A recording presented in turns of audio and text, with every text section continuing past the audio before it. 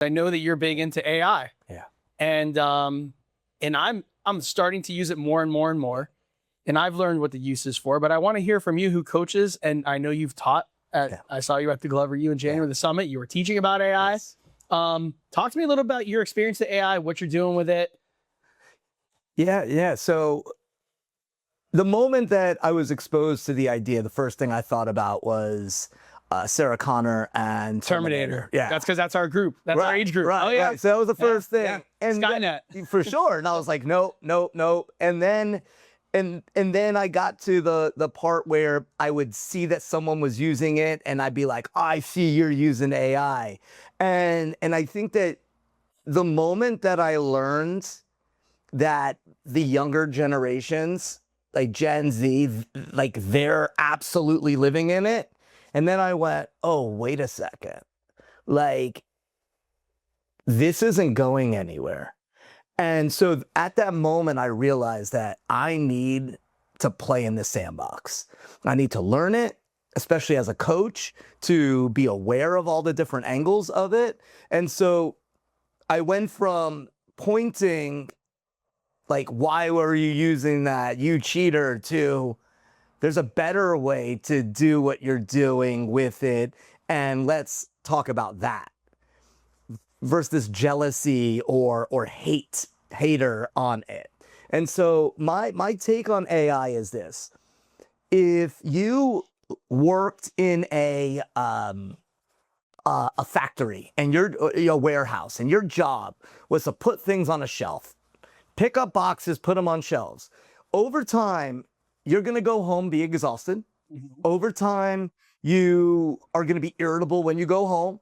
Over time, you're going to get hurt. And truthfully, you lift a bunch of boxes every single day. Mathematically, you're taking years off your life. Yeah, you're wearing down your body. 1,000%.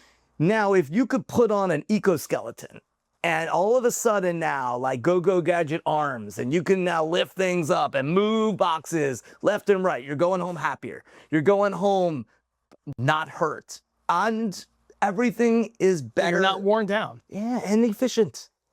And that's AI. It makes everything else easier, more efficient. And the skill isn't AI, it's knowing how to prompt.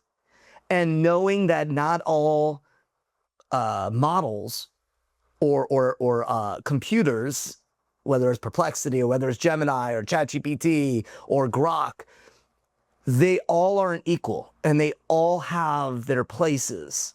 And so once... I want to just stop real quick, because I know some people in our audience are not even going to know.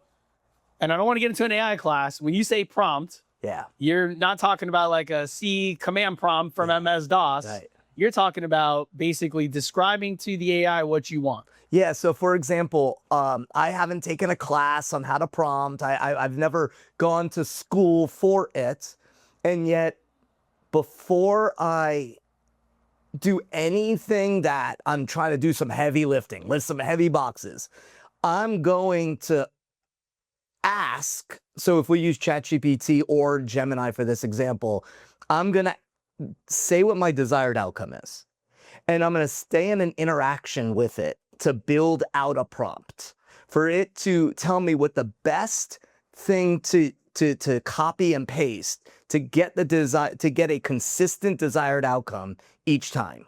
So whether it's a scenario to ask questions, well, I'm not going to be like, hey, what are the best questions to ask? I'm going to give some background and give some context and share what my style is. And I'm going to go back and forth like the prompt is my friends, and I'm having a human interaction with it back and forth and back and forth.